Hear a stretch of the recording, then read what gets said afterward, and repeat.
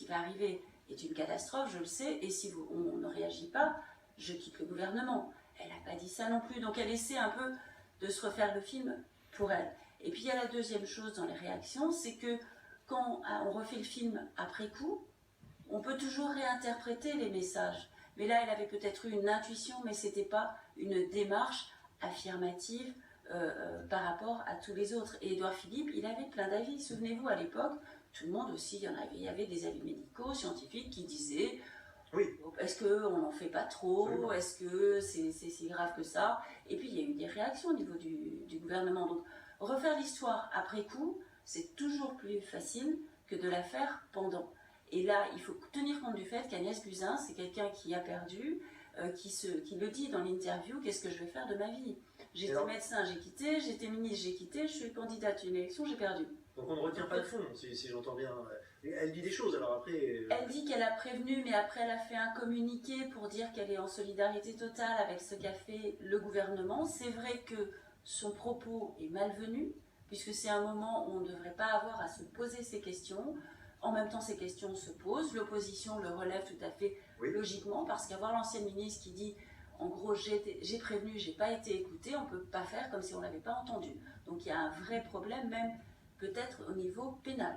Donc il y aura des suites à tout ça, c'est peut-être pas le moment d'en faire une polémique politique qui prime sur le reste, mais c'est un fait politique qui est là, qu'on ne peut pas renier, occulter, et qui aura sans doute forcément des conséquences. Olivier Véran, ce matin sur LCI, dit avoir échangé avec Agnès Buzyn depuis que ses propos ont été relayés.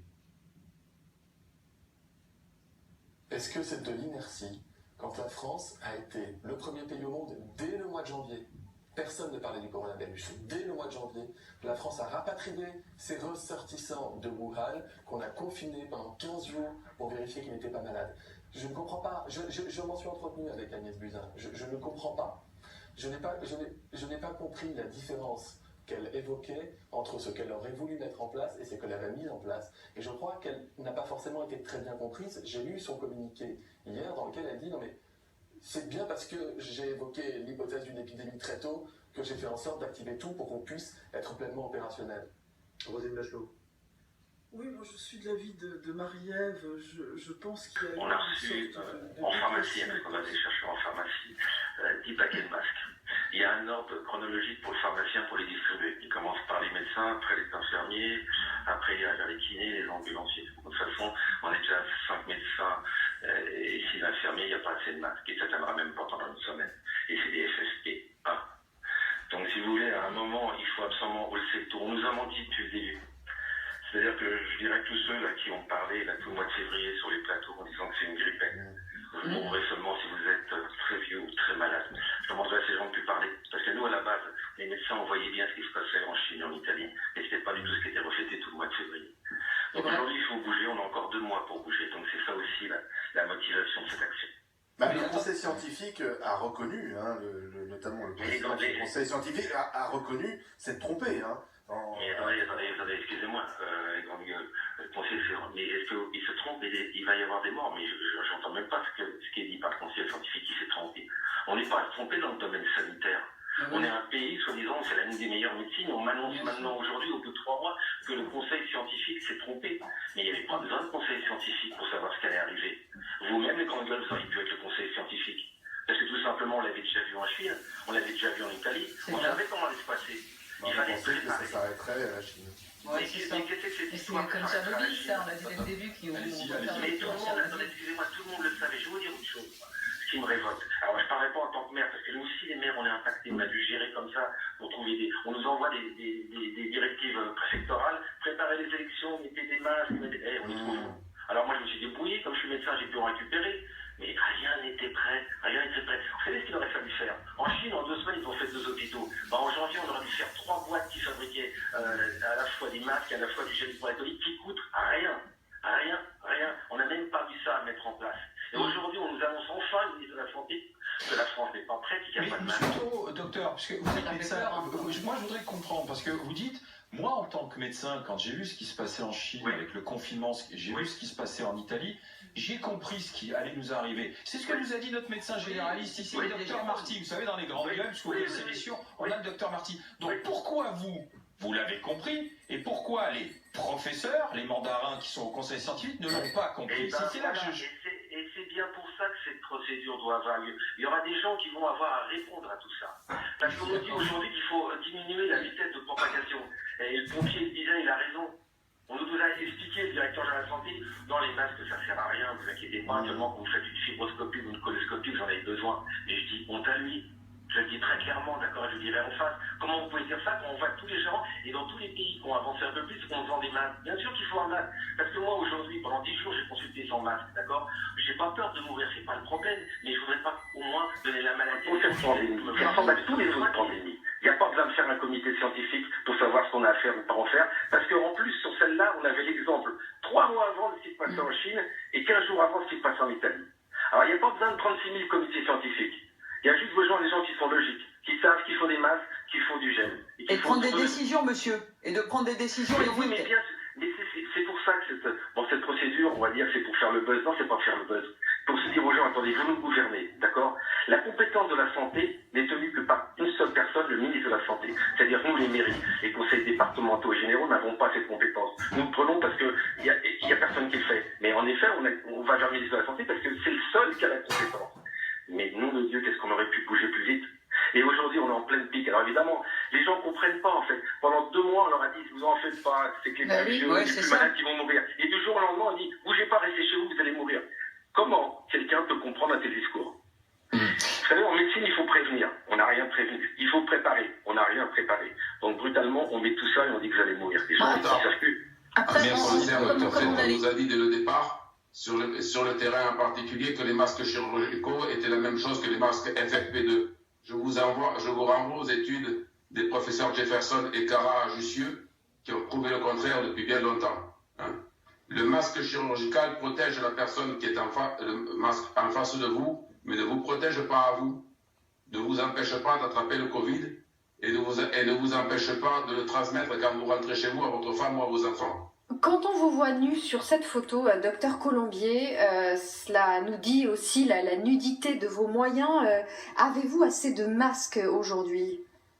Aujourd'hui, petit à petit, on commence à avoir des masques par les livraisons hebdomadaires. Alors 18 masques par semaine, ça me fait doucement rigoler quand on voit la population qu'on voit.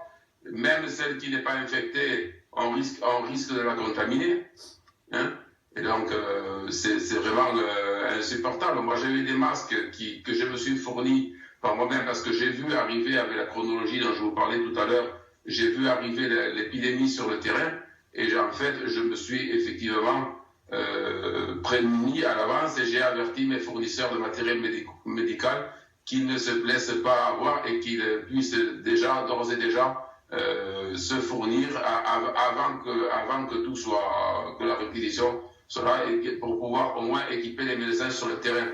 On a réquisitionné les masques FFP2 pour les essais hospitaliers, c'est une très bonne chose, mais on laisse crever les médecins sur le terrain alors, sans protection. Vous voyez, docteur, une quarantaine de patients par jour, normalement, beaucoup de personnes âgées que vous suivez depuis très longtemps. Est-ce que vous continuez à les voir? Comment ça se passe?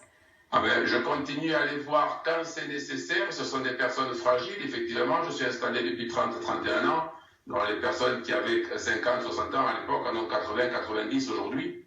Et effectivement, il ne faut pas leur faire courir des risques inconsidérés, mais il ne faut pas non plus les lâcher sans surveillance. J'ai des équipes d'infirmières sur place qui sont exceptionnelles, qui font un travail exceptionnel et qui me rendent compte plusieurs fois par jour, si c'est nécessaire, de l'état de santé de mes patients. Mais je ne peux pas leur faire courir un risque inconsidéré. Pour ce qui est des salles d'attente, en fait, moi j'ai une salle d'attente qui est de petite capacité. Je suis installé dans un village, comme vous l'avez dit, dans l'Hérault, entre Pézenas et Agde. J'ai racheté une ancienne maison. J'ai eu la chance, pour mes patients, de pouvoir avoir une salle d'attente en rez-de-chaussée. Mais cette salle d'attente, elle fait 12 mètres carrés. Il y a 10 places assises et il y a plus souvent entre 12 et 15 personnes dans la salle d'attente que 4 ou 5. Ma salle d'attente est potentiellement un lieu de contamination. Et les salles d'attente comme les miennes, les mots sont peut-être forts, peut-être exagérés, Gérald qui me dira ce qu'il en pense, mais je considère que les salles d'attente comme les miennes, avec les moyens d'un médecin isolé en campagne, peuvent devenir des métastases des clusters. Docteur, une dernière question sur cette photo qu'on a tous vu passer. C'est la raison pour laquelle je souhaitais m'entretenir avec vous ce matin. Quelles ont été les réactions? Est-ce que vous avez eu des réactions de vos patients, des réactions d'autorités de la santé? Est-ce que vous avez eu l'impression de faire bouger un peu les choses un tant soit peu? Pour le moment, des réactions d'autorités de la santé, peu. Des réactions de malades, j'ai été surpris.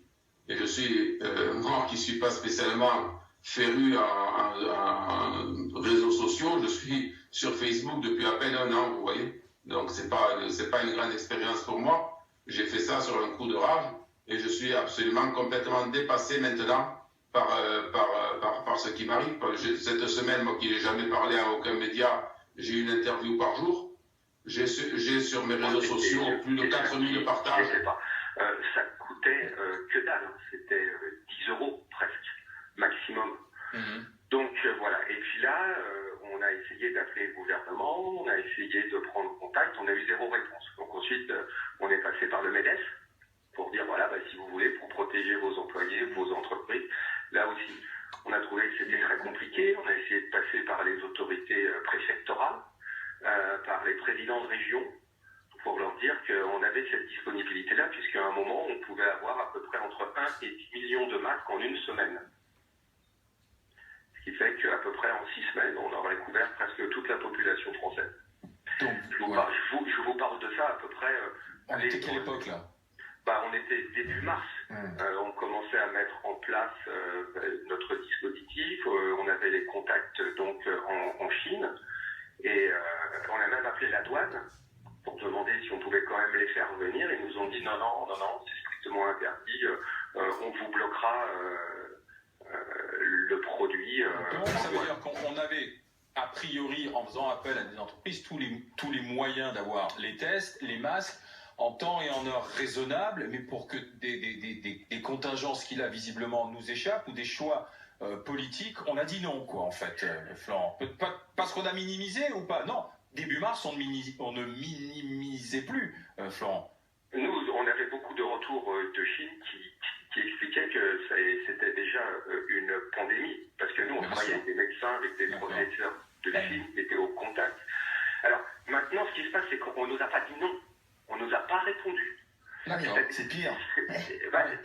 Respirateur, il faut donc être très prudent, d'autant que du personnel soignant du CHU d'Angers nous disait que certains de ces patients voyageaient quand même depuis 6 heures du matin, donc c'est un voyage très éprouvant pour eux, et on sera content quand ils seront arrivés au CHU, où là ils seront de nouveau en réanimation, tranquillement dans une chambre, parce que ce voyage quand même si c'est dans un TGV médicalisé, avec des médecins autour d'eux, reste quelque chose de très éprouvant. Les ambulances vont ensuite partir 2 par 2, et vous le voyez, il y a tout un chemin, un périple qui leur est attribué de façon à ce qu'ils ne se croisent pas et les patients arrivent au compte-gouttes pour des raisons de sécurité. Chaque ambulance ayant son personnel attribué avec son patient attribué. Ils vont donc ensuite partir 2 par 2, escortés par des motards vers le CHU d'Angers, je vous le disais, pour 6 d'entre eux et 4 pour le Mans. Le confinement qui a été édicté, il y a plein de gens qui sont allés sur les plages de l'Ouest là parce que le confinement c'était pas fait pour eux. Ils ont transporté le virus à l'Ouest, ils ont croisé des gens et je pense que malheureusement on va voir des foyers de Covid apparaître dans l'Ouest de la France et là on sera encore plus ennuyé. Alors comment et pourquoi il le dit Stéphane Richard? Bien entendu parce que Orange a les moyens de savoir les téléphones qui bornent ici sans rentrer dans le détail de ce que chacun fait. Mais le nombre de téléphones qui bornent ici, le nombre de téléphones qui bornent au même endroit le lendemain ou 48 heures après, puis le nombre de téléphones qui bornent à l'île de Ré ou ailleurs, là où il y a des résidences secondaires, semble-t-il, des Parisiens. Votre réaction, votre sentiment, est-ce que c'est grave, aussi grave qu'on le dit, à partir du moment où on suppose que ces Parisiens ont respecté le confinement? Alors, c'est une supposition, bien sûr, mais professeur Casali. C'est difficile d'imaginer de dire à une population de ne pas partir.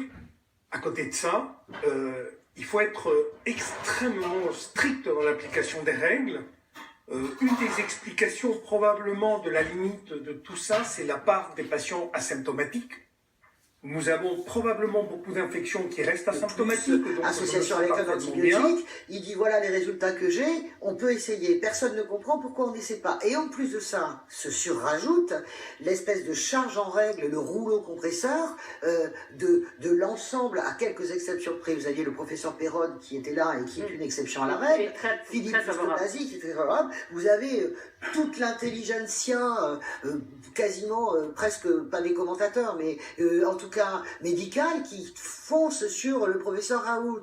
Moi, je ne connais rien à la chloroquine, je dis simplement que cet homme présente sur 1000 cas des résultats. Essayons. Pourquoi? Je comprends bien que derrière, il y a la peur du Mediator, du sang contaminé. Il y a probablement des intérêts qui nous échappent, je ne sais pas lesquels.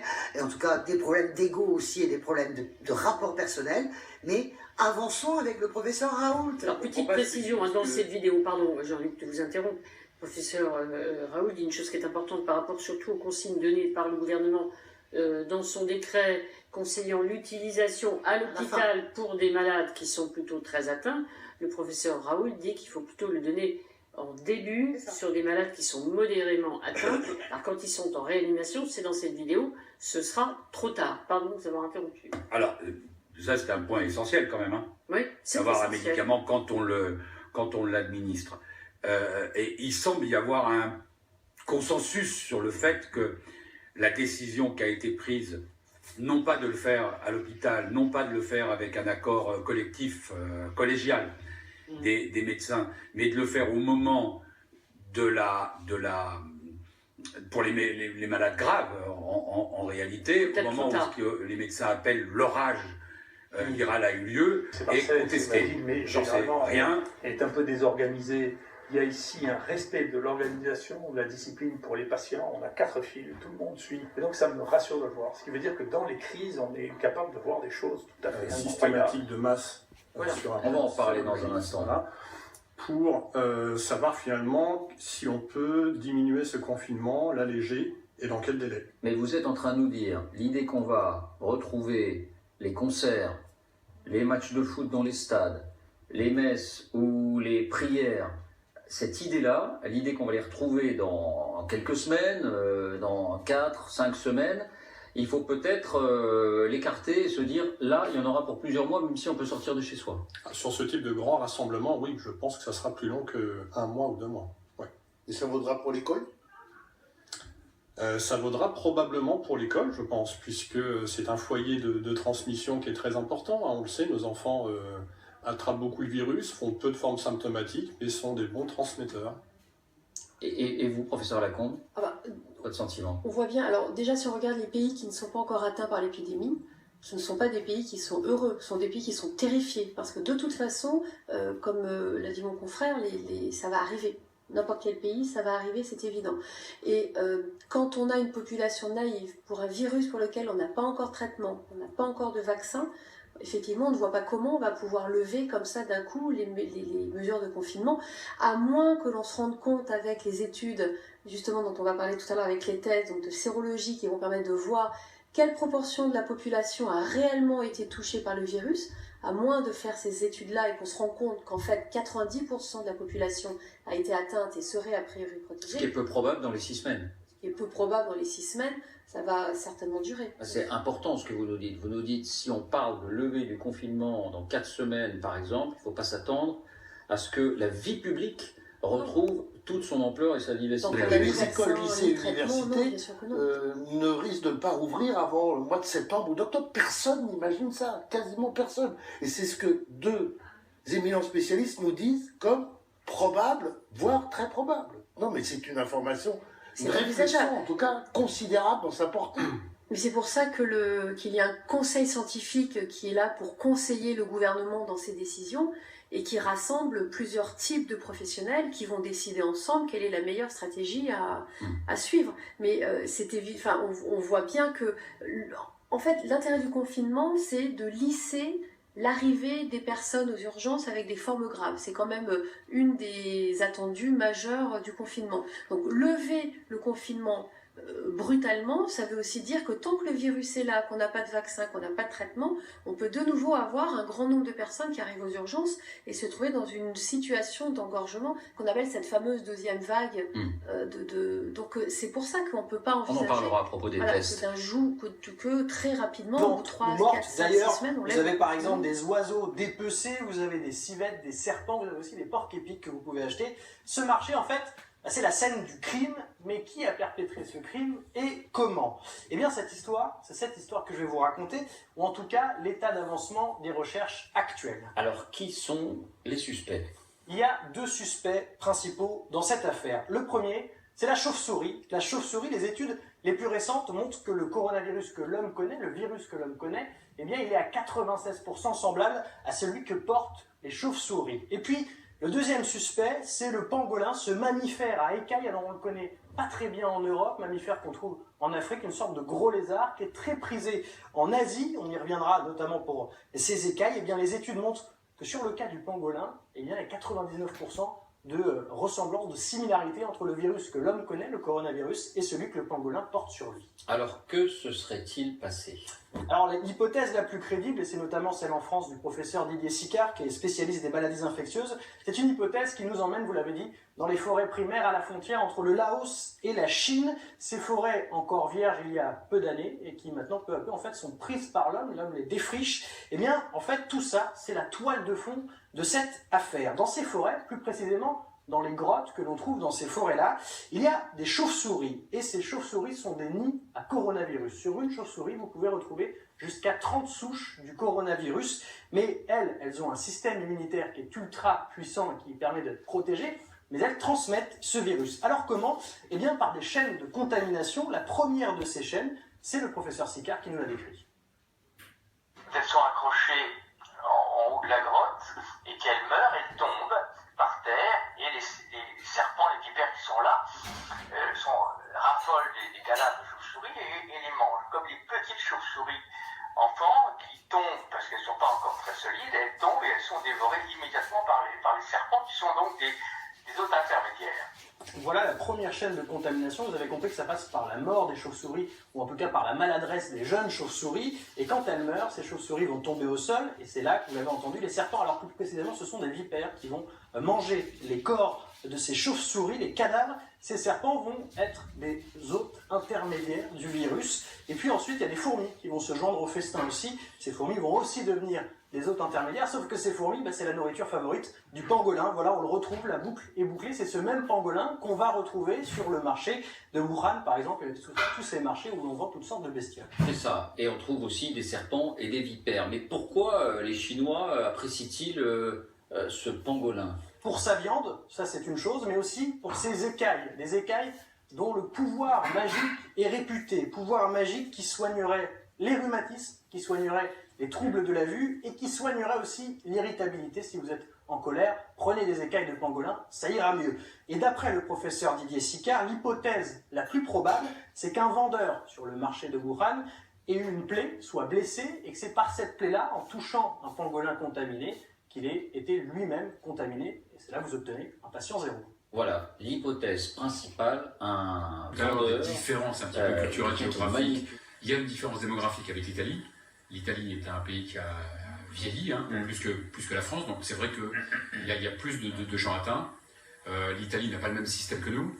On avait dit qu'il est ni mieux ni moins bien, mais nous on a un système pyramidal, ils ont un système régionalisé, donc plus souvent il n'y a pas vraiment de coordination entre certaines régions, et c'est ce qui a fait que certaines réanimations ont été vraiment saturées. Vous voyez, donc la courbe commence un petit peu à s'infléchir en Italie. On voit des malades qui sont, pardon de vous interrompre, ces images, je pense qu'effectivement nous font réagir. Il n'y a pas d'asepsie, il n'y a pas de... Voilà, ce sont des malades qui sont dans les couloirs, effectivement, de l'hôpital, un peu partout. On a l'impression, même dans les bureaux, il y a des dossiers autour d'eux, on les met. Ils sont dans un état sérieux parce qu'ils sont tous sous respiration artificielle. Ceux-là sont dans un état vraiment très sérieux. Oui, et il y en a partout. Avec un espoir d'amélioration. Là, c'est à Bergame. À Bergame.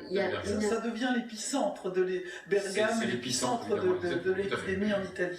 Est-ce que les mesures de confinement prises donnent déjà des indications? On devrait avoir donc des chiffres vers le 26 mars en Italie. Je pensais qu'il y a un décalage de 9-10 jours entre la France et l'Italie. Donc on saura si cette méthode de confinement très sévère, très stricte en ligne, aura donc justement des conséquences positives ou pas. Et quand on voit ces images, elles correspondent quand même à une petite amélioration de la situation, où là on est au pic de l'épidémie, au maximum de la catastrophe. On n'est peut-être pas au pic, mais on sent quand même un égrènement quand même de cette courbe ascendante.